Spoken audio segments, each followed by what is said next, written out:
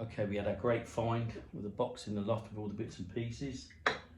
So what we're going to do now is quickly put an action man together, and we can dress him either in our talking commander or just a commander because he's not talking one, but we're either going to dress him up like that, or I'm going to go with a 1980s basic soldier. It seems that they changed the basic soldier outfit into camouflage trousers in the 1980s. Let's have a look, see what it says. The eagle-eyed head arrived on the old figure in 1977. The dynamic physique or blue pants figure was released in 1979. And in 1981, it was upgraded to have a sharpshooter's head along with camo trousers. So, this isn't the sharpshooter body, hasn't got the clip for the head and all of that, but we can put this head on there. But we've got everything we need to make this guy up. So why don't we crack on and then take some of the things that I found from this box that we need into the cupboard and go upstairs and update the cupboard. Right, okay, here he is, got all our bits together. Talking Commander, or the SAS Commander, which I'll show you a picture now. So let's quickly get him together. Might struggle with the hands, it's quite often I have a problem with the hands. These are the ones I've found from upstairs, the darker looking hands. Maybe Cotswold or something like that, I think they were. But let's get him ready for the cupboard. Right, let's go. I'm going to clean him up at a later date. All these little bits I can do afterwards. Straight away, he looks better with feet, but he does need restringing. We're doing that at a later date. Putting everything off, and but he stands up just. I can make him stand up. There we go. Got an action man. Now these original ones weren't the easiest to pose. They always have one leg longer than the other, it felt like. These feet, I bought these as a job lot, but I reckon they're reproduction of some kind, but hopefully he'll fit his boots. Yep, there you go. Let's get this guy dressed.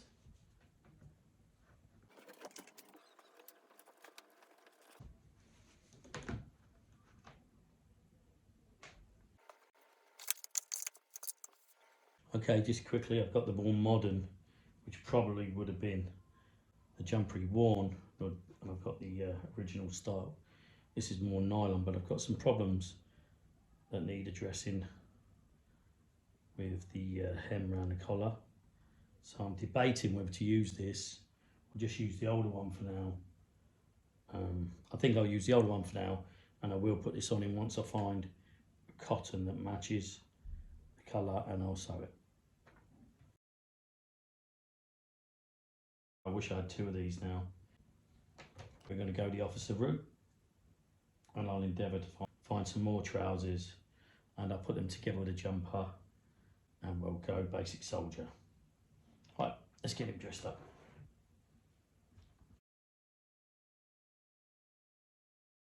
I think he looks quite dapper. We find the old SLR with the elastic strap, as you can see. I've got quite a few broken SLRs. In an upcoming video, I'll be showing you how to repair these with the help of a guy on eBay. We can now give him a pair of binoculars to make him look more important. So now he looks somewhere between an SAS officer and a 1993 Talking Commander. So these original jumpers were a bit short in the sleeves. Like I said, we'll sort out the other nylon jumper and we'll be adding that. And I think he looks pretty dapper. What do you guys think? He could do with a lanyard to go to his gun. This one hasn't got a hole in for the lanyard, but I can always find one there at a later date or drill them. There you go, right. Let's take him upstairs, along with the finds that we found in the loft. Of a few bits and pieces. This I did and meant to take up in one of my update from the cupboards before and forgot that. So we've got the Zargonite helmet to replace, the white scabbard and bayonet, and we've got the binoculars, and throw a few grenades about any time. Right, I think that'll do for now. Let's take him upstairs and get the cupboard updated. Right, here we are upstairs at the cupboard. Sorry about the light, it's getting a bit dark. Right, okay, I brought up a couple of bits and pieces that I forgot about. I had kicking about, and I thought I'll put in the cupboard while we're here. So let's crack on. I put an SLR on him just because I had an SLR, and I thought, why not? You probably want to have a rifle as well. We've got a spare map, so I think we're going to have him holding a map and looking like he's an officer. Action man, get in the cupboard. I really would like him at the top there with the basic soldiers. So what we'll do is move this eagle-eyed basic soldier back, and we'll place this guy in front here. Okay.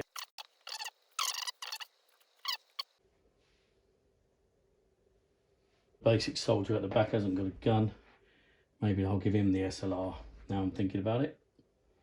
These are very vintage, and he'll go with the elastic strap. So just quickly, he's got the hard hands. And another one without the badge, but we've got a badge up there, so to be honest, I think I'll take that off him and I'll give this guy the badge. Something we'll have to look at restringing him at a later date. I think I'll have to have a weekend of just restringing action men. There he is. Now he's dressed like a talking commander or an SAS officer, whatever you want to call him. Obviously he's not a talking commander. If he was the basic soldier with that uniform, he would have been anything from 1981 to 1984 version. So there he is for now. I think he looks all right. He's a bit of a hybrid, but let's say he's a talking commander who doesn't talk. How about that? Right, there he goes. Right, back onto the other bits. This is the one I'm particularly happy about. This is the find from the loft. The Zargonite helmet. There's our Zargonite. Let's move the ground assault over. Zargonite with a Space Ranger helmet, I think. Now these designed to come apart because they don't fit on very well. But hopefully, there you go. Doesn't fit at all really. I think these uniforms, they had a good idea, but they wasn't really made very well. Whether this is missing a foam insert, probably. But anyway, for now, that's him updated. At a later date, I will be trying to find the other guys to match this series, but that's not something I'm after right now. Right, so these I've been meaning to do for quite a while now. So these are going to go on my LRDG. Let's place him in his hand and we can look at putting him around his neck at a later date maybe. Because he's quite a bendy guy and I don't want to start knocking everybody over. So there's that. Been meaning to do that for quite a while. I've also brought up this hammer. Not sure it belongs to the deep sea diver. I'll have to have a look into that. For now, it's just going to display in the cupboard there. Right, last but not least, we've got these few bits for the Royal Marine Arctic and the Ski Patrol. I believe this comes from the later version of Royal Marine, which I haven't got, with the polyurethane webbing. I've only got the one with the original webbing. I'm a little bit worried about disturbing everything, so what I'm going to do is place this just inside his belt for now. Like I said, I don't believe it goes with this version, but for now he can have that displayed with him and I'll always know where that is. So let's put him back in the cupboard. So let's see if we can place these in here. In there. Let's tuck him in nice. There you go. Now he's got both his skis. And let's see if we can get this one in the other way. Don't forget the penguin. Got to have a penguin there. Right, so that's update from the cupboard. There's our Royal Marine Arctic and our Ski Patrol we've just done. There's our talking commander stroke SAS officer from the 80s. Our Zargonite with the correct helmet. So thanks for watching this exciting episode of Update from the Cupboard. Please like and subscribe, and I'll see you in the next episode.